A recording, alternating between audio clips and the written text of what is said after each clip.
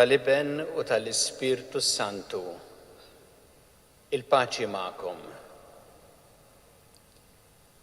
Nirringrazzjaw lil Alla li qegħdin flimkien hawnhekk nirresqu t-talbiet tagħna lilu, nitolbuh biex jimlina bid-dawl tiegħu, bl-għajnuna tiegħu, dan iż-żmien diffiċli qegħdin ngħixu fih, ikun hu li jgħinna nelbu l-biża' l-ansjetà fil-ħajja, ikun hu li jmexxina l-qudiem għal kull diffikultà li aħna niltaqgħu magħha fil-ħajja tagħna biex nistgħu niċċelebraw kif jixraq din il-quddiesa ħuti u narfu ħtijietna u nitolbu maħfra tagħhom mill-Alla.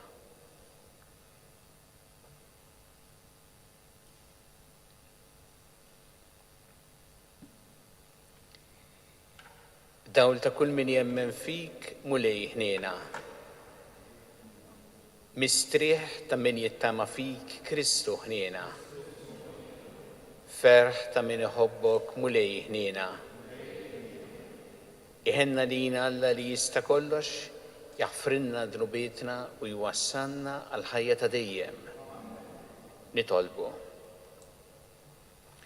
O Alla, int mod tal-aġeb terġa' tħabbeb miegħek il-bniedem permezz tal-verb tiegħek. Għamel il-poplu Nisrani jitħejja b'qima kbira u fidi mħeġġa biex jiċċelebra l-festa solenni tal-Għid. Bibnik Ġesu Kristu Sidna li hu Alla u miegħek jgħixu jissaltan flimkien mal-Ispirtu Santu għal dejjem ta' dejjem.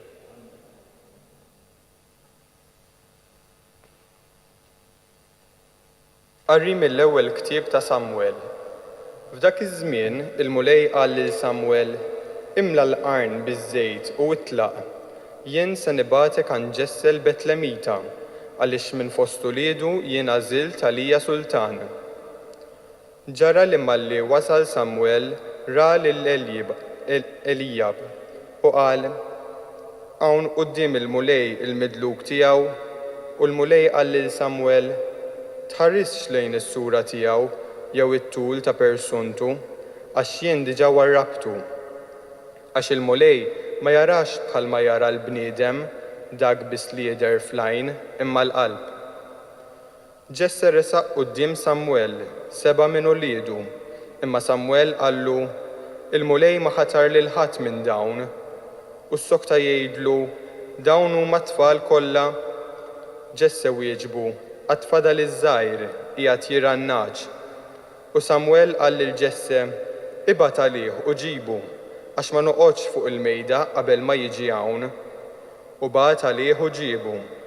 Kien żagħżugħ ruxxan, għajnejh ħelwin u sabiħ fis-sura tiegħu.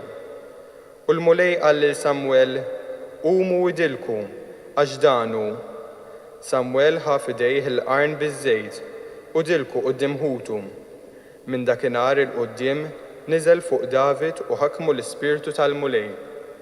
Il-kelma tal-mulej nroddu ħajr il-Alla. Salm risponsorjali. Il-mulej u r-raj tiegħi xejn ma jonqosni. Il-mulej u r-raj tiegħi xejn ma jonqosni. Il-mulej u r-raj tiegħi xejn ma jonqosni, f'merat kollha ħdura jqiegħdni, ħdejn l-ilma fejn istrieħ joħodni, hemm u jrejjaqni. Il-mulej u r-raj tiegħi xejn ma jonqosni. Imexxini fit-triq tas-sewwa minħabba l-isem tiegħu. Imqar jekk nimxi f'wiet mudlam, ma nibżax mill-ħsara għax inti miegħi. Il-ħatar tiegħek u l-asluġ tiegħek huma jwensuni. Il-mulej u r-raj tiegħi xejn ma jonqosni. Int ħejji mejda għalija quddiem l-edewwa tiegħi, biż-żejt tidlik li rasi u l-kalċi tiegħi tfawwarli. Il-mulej u r-raj tiegħi xejn ma jonqosni. Mija iva, jimxu t-tieba u l-ħniena il-jiem kollha ta' ħajti u nagħmar f'dar il-mulej sakemm indum ħaj. Il-mulej u r-raj tiegħi xejn ma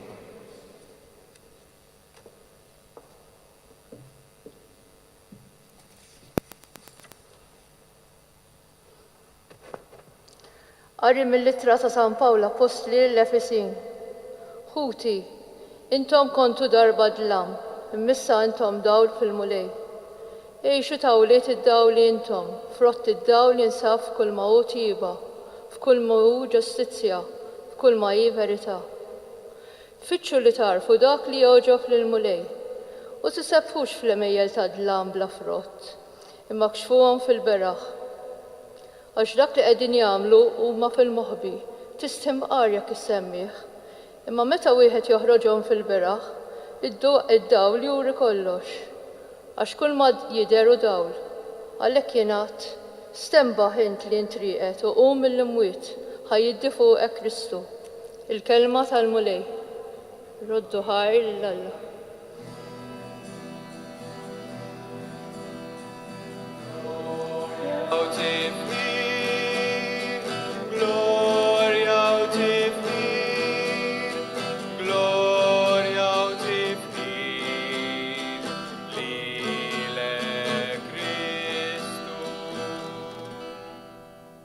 Id-dawl tad-dinja jgħid il-mulej, min jiġi warajja jkollu d-dawl tal-ħajja. Gloria tifni, gloria tifni, gloria tifni, lilek Kristu.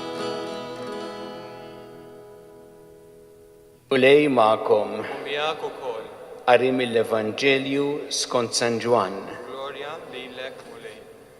F'dak iż-żmien kif kien għaddej, Ġesu lema raġel ama minn twelidu u d-dixxipli tiegħu staqsewh, Rabbi, dan twieled ama għax dineb u stess jew għax dinbu l-ġenituri tiegħu? Ġesu wieġeb, mhux għax dineb hu jew il-ġenituri tiegħu, imma ġralu hekk biex l-emil ta' Alla jidher fih.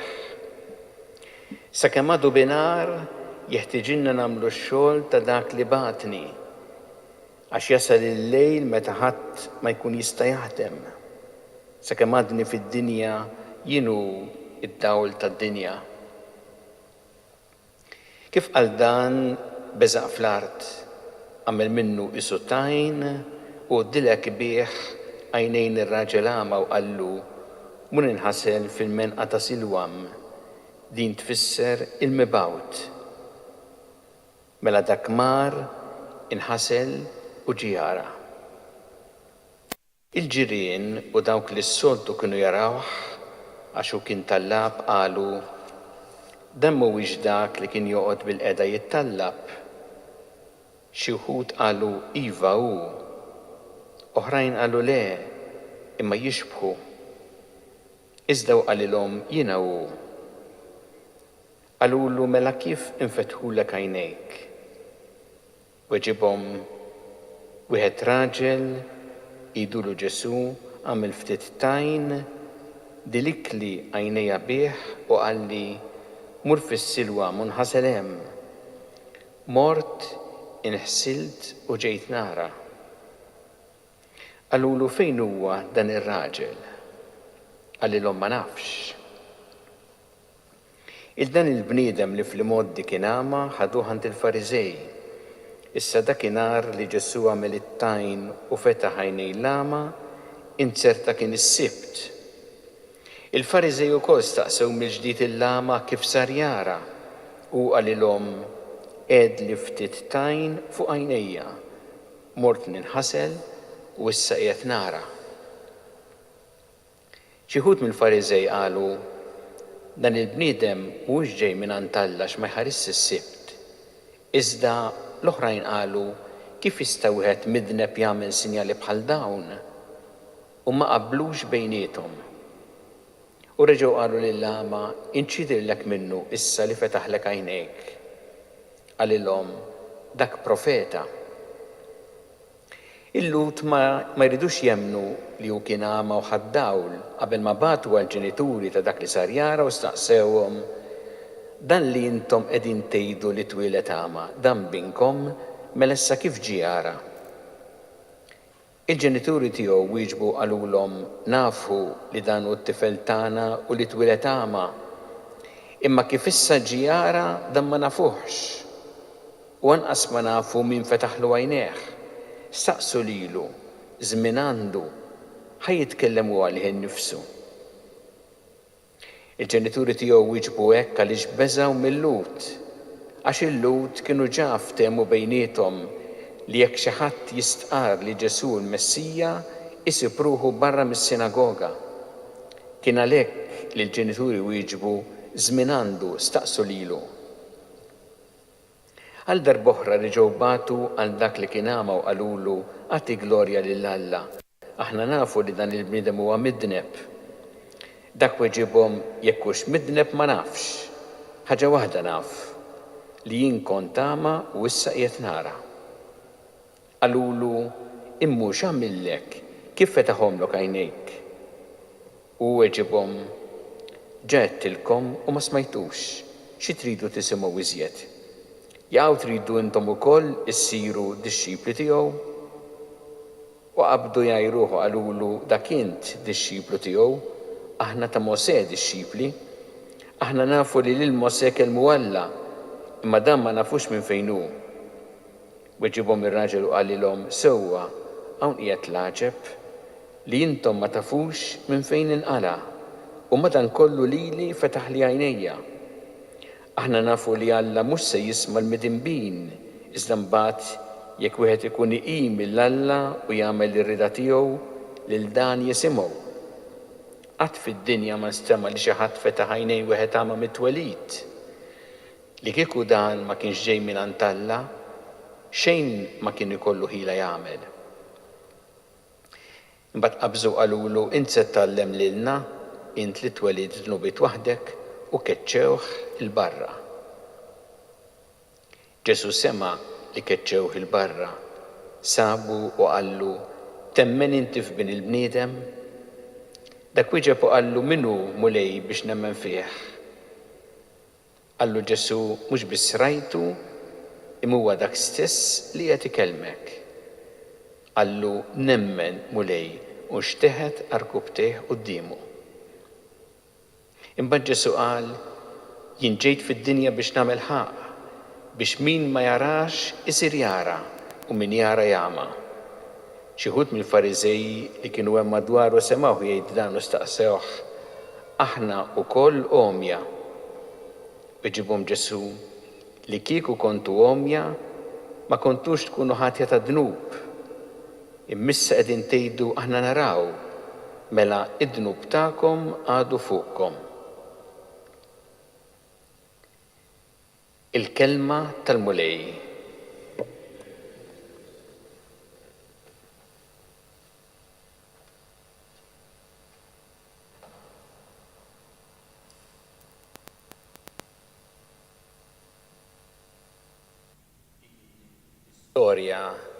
L-istorja twila li għadna kif smajna tal-fejqan ta' wieħed għama mit-twelid. Żguri li ninnotaw li mill-istorja kollha hemm ftit versi biss li juruna il-miraklu li għamel Ġesu. Meta għamel ftit tajn għamlu majneħ għallu biex jinħasel u mbagħad ġie jara. Il-bqija tal-istorja hija qisha investigazzjoni ta' dan l-għama. U hemm ħaġa partikolari li żgur ninnotaw f'din l-istorja kollha li hemm bidla li sseħħ f'dan li kien għama. Mhux biss għax kien għama u ġie jara, imma x'ma kienx jaf lil Ġesu u sar jafu bħala l-mulej u niżel iqimu bħala l-mulej.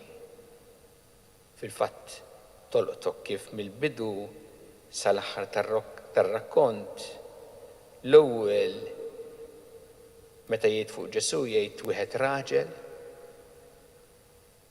jirreferi għalih bħala wieħed raġel, u fl-aħħar nett iqimu bħala l-mulej. Jinżel arkubtejh iqimu bħala l-mulej. U hawn nara messaġġ tassew f'waqtu għal-ħajja tagħna. Li d-differenza f'ħajjitna hi jekk aħna lil Ġesu inqisuh biss wieħed raġel jew ikun tassew il-mulej li jmexxi l-ħajja tagħna. Aħna nistgħu l-Ġesu nħarsu lejh bħala wieħed raġel illi jgħix tant snin ilu xi ħadd tal-passat li jagħmel il-ġid, li kien jagħmel il-mirakli bħal li rajna llum, għaġġeb ħafna nies, għallem ħafna affarijiet sbieħ, imma xi ħadd tal-passat.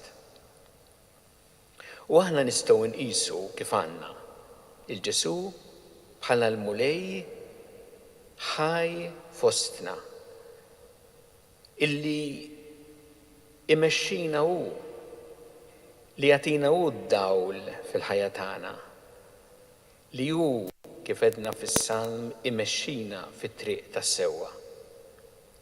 U meta jkollna l-mulej fil-ħajja tagħna u tassew ikunu li jmexxina indunaw li għandna l-ikbar għajnuna, l-ikbar dawl biex fit-triq ta' ħajjitna narfu kif għandna nimxu. Il-mulej f'ħajjitna jagħtina id-dawl f'kull mument tal-ħajja tagħna jekk aħna narfuh u nżommuh tassew bħala l-mulej. Ma nħossu speċjalment din l-għajnuna tiegħu f'mumenti bħal ma qed ngħixu bħalissa. Mumenti kultant ta' biża, ta' ansjetà, ta' preokkupazzjoni, ta' inċertezza. Fejn naraw anki li dak li kultant ħadnieh bħala xi ħaġa normali fil-ħajja jaqa' jispiċċa. Dak li tant ħabatna lih kultant jispiċċa, jew almenu bħalissa qisu ma jidirx. U f'dawn il-mumenti li huma mumenti ta' tbatija għal tant nies jagħmel differenza li l-mulej huwa magħna, li jagħtina d-dawl kif għandna nimxu, li imexxina tassew u kif edna wkoll tlabna fis-Salm imqar jekk nimxi f'wiet mudlam ma nibżax mill-ħsara x'inti miegħi. Il-mulej magħna jagħtina l-kuraġġ li għandna bżonn, l-għajnuna li għandna bżonn f'dawn il-mumenti diffiċli. U għalhekk u jgħinna dejjem u jgħinna biex bid-dawl tiegħu narfu nażlu kif smajna wkoll fil-kelma tal-dallum dak li hu xieraq, dak li hu ġust, dak li hu veru. U għad-dawl tiegħu li jgħinna fil-ħajja biex nagħmlu dan. U jgħinna wkoll fil-mumenti meta għax irridu ngħixu l-fidi tagħna ngħaddu minn tbatija. Dan l-ama spiċċa imkeċċi mis-sinagoga propju għax stqarr li Ġesu kien li fejqu. Kultant jistaħna wkoll ngħaddu minn tbatija biex ngħixu tassew il-fidi tagħna. Ma meta għandna l-mulej magħna hu jagħtina d-dawl u l-għajnuna li għandna bżonn fil-ħajja tagħna. Nitolbuh illum, għamlulu din it-talba flimkien illum biex aħna meta nħarsu lejn Ġesu ma nqisuhx biss wieħed raġel li jgħix tant snin ilu li jagħmel il-ġid li jgħallem ħafna affarijiet sbieħ. Ma nqisuh bħala il-mulej preżenti f'ħajjitna li meta niftħu qalbna lih jimlina tassew l-imħabba tiegħu, jagħtina id-dawl tiegħu li jgħinna naraw kif għandna nimxu fit-triq tal-ħajja. U speċjalment nagħmlu t-talba wkoll biex fil-mumenti ta' tbatija, fil-mumenti meta aħna naraw biżdlam, ikun id-dawl tiegħu li jmexxina fit-triq tas-sewwa.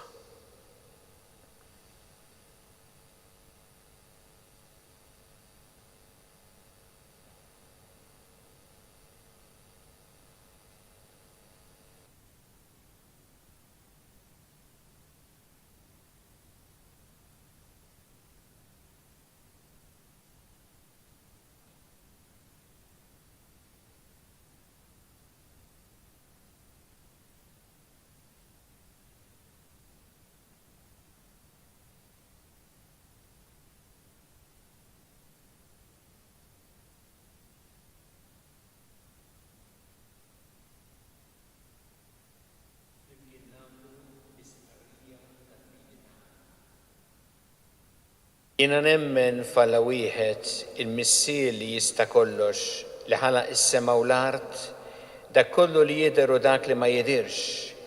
U f'mulej wieħed Ġesu Kristu iben waħdini ta' imnissel minn missier qabel kull żmien. Alla minn Alla, daw minn dawl, Alla veru minn Alla veru. Imnissel mhux magħmul natura waħda mal-missier u bih sar kollox. Niżel mis-smawiet għalina l-bnedmin u għal-fidwa tagħna u ħaġġisem bis-seta tal-Ispirtu Santu minn Marja Verġni u sar bniedem. Salbu ħalina bata ta' Ponzju Pilatu mietu difnuh u fit-tielet jum qam minn bejn l-imwiet skont il-kotba mqazza u tela s-sema u qiegħed fuq il-lemmin tal-missier u għandu jerġa' jiġi bi glorja biex jagħmel ħaq mill-ħajjin u mill-mejtin u s-saltna tiegħu ma jkollix tmiem. U fl-Ispirtu Santu mlejlijat il-ħajja li ġej mill-missier u mill-liben li jum weġġaħ flimkien mal-missier u mal-liben u li tkellem fom il-profeti u fi knisja waħda qaddisa, kattolika, apostolika nistqar ma'mudija waħda l-maħfra tad-nubiet u nistenna l-qamma mill-imwiet u l-ħajja ta' żmien li ġej. Amen. Ejju issa inresqu it-talbiet tagħna lil Alla li huwa missier li jħobbna u li dejjem jagħtina dak li huwa taġid għalina. Kun mulej mal-Knisja tiegħek jiena biex tkompli twassal id-dawl tiegħek lil bnedmin kollha itolbu. Nitolbuk mulej biex aħna jkollna dejjem id-dawl tiegħek f'ħajjitna ħalli inti tkun il-mulej li tmexxi kull pass tal-ħajja tagħna nitolbu. Nitolbu għal morda kollha, nitolbu wkoll għal daw kollha li qegħdin jagħtu servizz lil morda, nitolbu għat-tobba, għall-infermiera, għall-ispiżjara, għall-ħaddiema kollha fil-qasam tas-saħħa. Nitolbu anki għall-ħaddiema kollha li qegħdin f'servizz essenzjali fis-soċjetà llum biex il-mulejja tihom dejjem id-den, l-erf, l-għajnuna fil-ħidma tagħhom nitolbu. Għallimna mulej nożżu dejjem il-ħajja mill-ewwel mument ta' tnissil tagħha sa tmiem naturali tagħha nitolbu. Nitolbu għall-familji kollha biex dan iż-żmien ikun għalihom żmien fejn aktar jiskopru is-sabiħ senza ta' xulxin il-familja, jożżu aktar il-ħajja tal-familja nitolbu. Nitolbu għal daw kollha li qegħdin waħedhom, li qegħdin ibatu waħedhom biex qatt ma jkunu abbandonati ma jsibu min jagħtihom l-appoġġ l-għajnuna u jrihom tassew solidarjetà fil-ħtiġijiet tagħhom nitolbu. Nistgħu nagħmlu mument fis-skiet fejn nagħmlu t-talba tagħna personali lil Alla.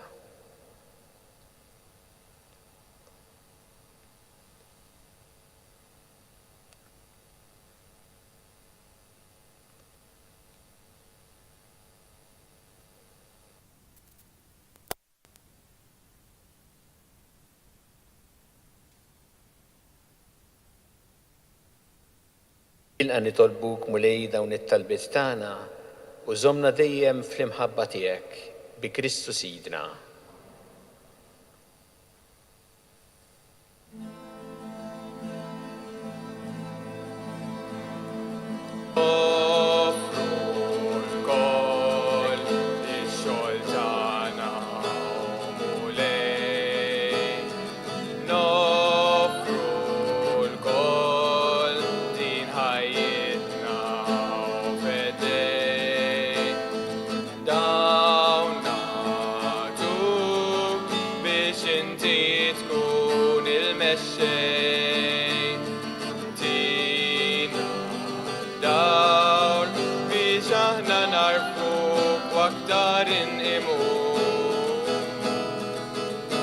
Salibet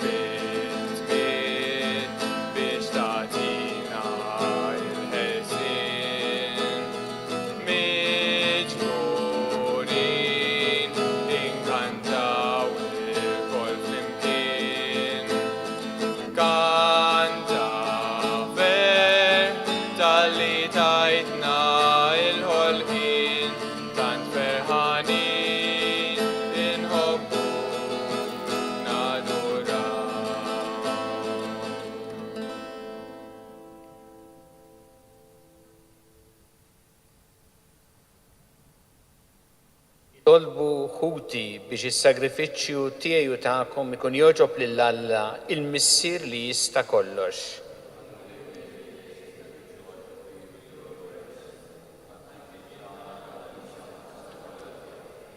Bil-ferħ ta' qalbna mulej nofrulek is-sagrifiċċju tal-fidwa ta' dejjem.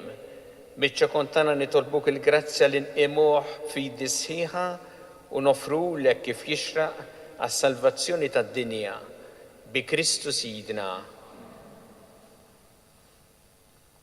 Il-mulej magħkom. Dak ukoll Nerfgħu qlubna l-fuq. nerfawhom lejn il-mulej. Niżżu ħajr il-mulej Alla taqna. Hekk sewwa u xira. Sewwa u xieraq tas-sew mulej missier qaddis Alla ta' dejjem tista' kollox. Tajjeb u taġġil tas-salvazzjoni tagħna li dejjem u kullimkien irroddulek ħajr bi Kristu Sidna. U bil-misteru tal-inkarnazzjoni tiegħu wassal għad-dawl tal-fidi lil bniedem li kien mixi fid-dlam. U għalina li nitwildu fil-jasar qadim tad-dinja kiseb il-grazzja li nkunu wlied adottivi ta' Alla bil-ħasil ta' tweli ġdid fil-mamudija. Għalhekk il-ħlejaq kollha fis-sema u fl-art jannulek qima kbira għanja ġdida u aħna mal-qtajja kollha tal-anġli inxandru u ntennu bla għeda. Qaddis, qaddis, qaddis, mulej Alla tal-eżerċti, is-smawiet u l-art mimlija bil-glorja tiegħek, osanna fl-ogħla ta' smawiet. Imbierek minn ġej f'isem il-mulej, osanna fl-ogħla ta' smawiet.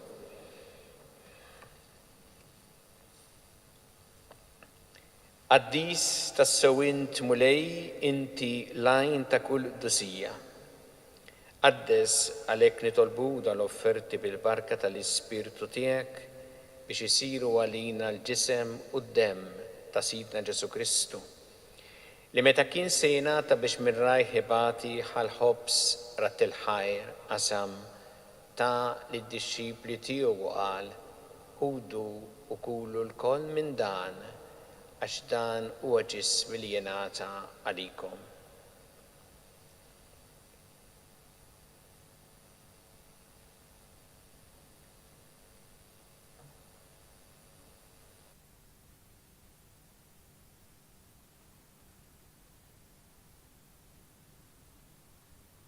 Ekku kol wara li klaħa il-kalċi reġarat il-ħajr ta' lid-dixxipli tiegħu qal ħudu u jxorbu minnu l-koll, għax dan huwa l-kalċi ta' demmi tal-patti ġdid li jibqa' dejjem.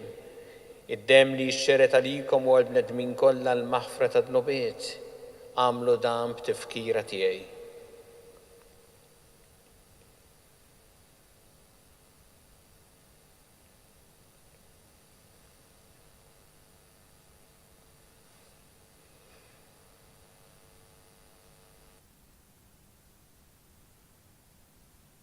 Danu l-misteru tal-fidi salvana int u salvatur tad-dinja għax bis-salib u l-qawmin tiegħek inti fdejtna. Għalhekk aħna u nagħmlu dan b'tifkira tal-mewt u l-qawmin ta' Sidna Ġesu Kristu, nofrulek mulej il-ħobs tal-ħajja u l-kanċi tas-salvazzjoni u rrodulek ħajr għax oġbok tilqana u nquddimek biex naqduk. U miċċa kontana li tolbu li l-Ispirtu Santu jaqadna f'ġisem wieħed lilna li nieħdu sem il-ġisem u d-dem ta' Kristu. Ftakar mulej fil-Knisja tiegħek imxerda mad-dinja kollha u ittaqa' fl-imħabba fl-imkien mal-Papa Franġisku mal-Isqof tagħna Charles miegħi għaddej tiegħek minn ma jistħoqli u mal-Ministri tiegħek kollha. Ftakar ukoll fħutna li raqdu bit-tama tal-qawmien, ftakar fil-mejtin kollha. Daħħalhom quddiemek fid-dawl tas-sebħ tiegħek. Ħenna lina l-koll nitolbuk, għati lina wkoll il-wirid tal-ħajja ta' dejjem, flimkien mal-Verġin Qazza u Malla Marija ma' San Ġusepp, mal-Apostol qaddisin kollha li għexu fil-ħbiberija tiegħek sa mill-bidu tad-dinja. Għameli magħhom infaħruk u nsebħuk Ġesu Kristu ibnek. Bi Kristu, ma' Kristu u fi Kristu jingħata lilek Alla missi li tista' kollox, flimkien ma' l-Ispirtu Santu kull ġieħu glorja għal dejjem ta' dejjem. Iju flimkien nitolbu it-talba li għallimna Ġesu li rrid li nitolbu bħaluliet tal-istess missier tagħna. Missierna li inti fis-smawiet jitqaddes ismek, tiġi saltnatek, ikun li trid int kif fis-sema ekda fl-art. Ħobsna ta' kuljum matina llum, aħfrinna d-dobietna bħalma naħfru minn oħati għalina, u la ddaħħalniex fit-tiġrib iżeħlissna mid-deni. Eħlissna nitolbuk mulej minn kull deni.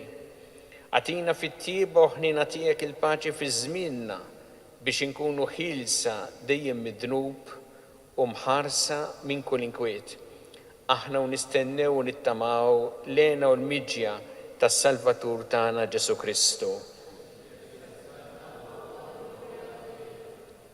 Muli Ġesu Kristu li jett l-apostli tiegħek nħallilkom is-sliem, natikom is-slim tiegħi, la tħares lejn dnubietna iżda ħares lejn il-fidi tal-Knisja tiegħek. Għatija s-slim u laqda li intrid fiha, int li tgħixu s-saltan għal dejjem ta' dejjem. Il-paċi tal-mulej tkun dejjem magħkom. Natu il-paċi lil xulxin.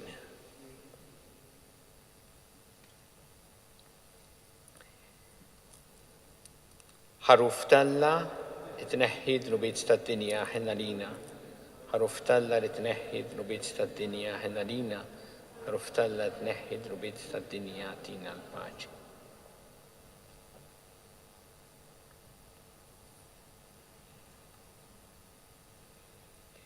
Danu il-ħaruf talla, danu li jneħħi dnubiet tad-dinja.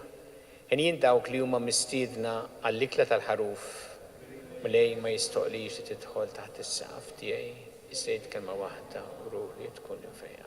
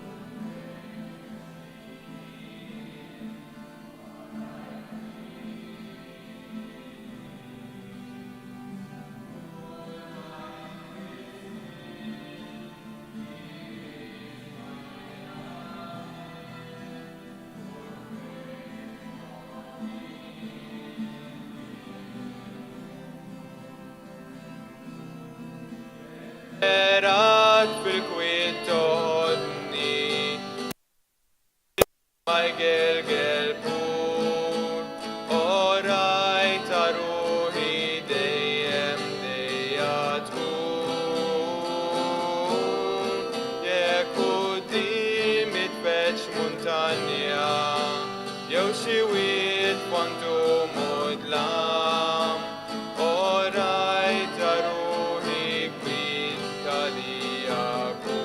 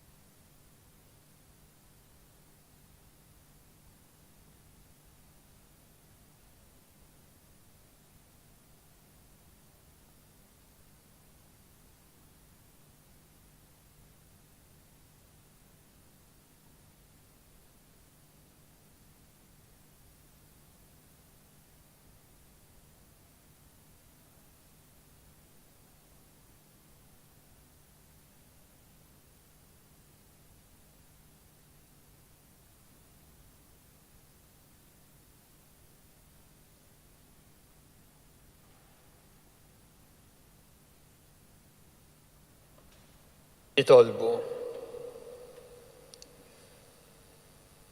O Alla inti ddawwa lil kull bniedem li jiġi fid-dinja.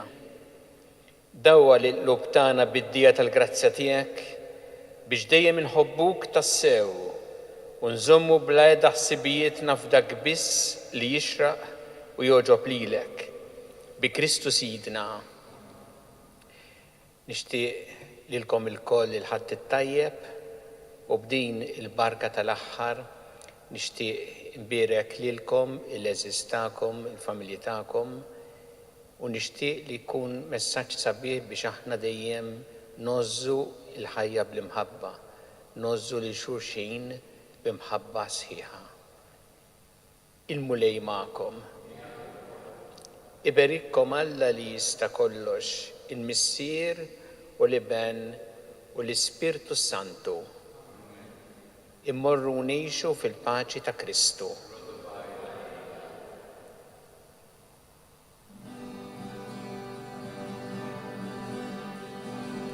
Ili inti minnem, tarku btej, ħares dit madwarek, ara minu għaddej, Ġesu l-feddej, għal-Kalvarju ta' kull jum, bis-salib li l-bagalja, bis-salib li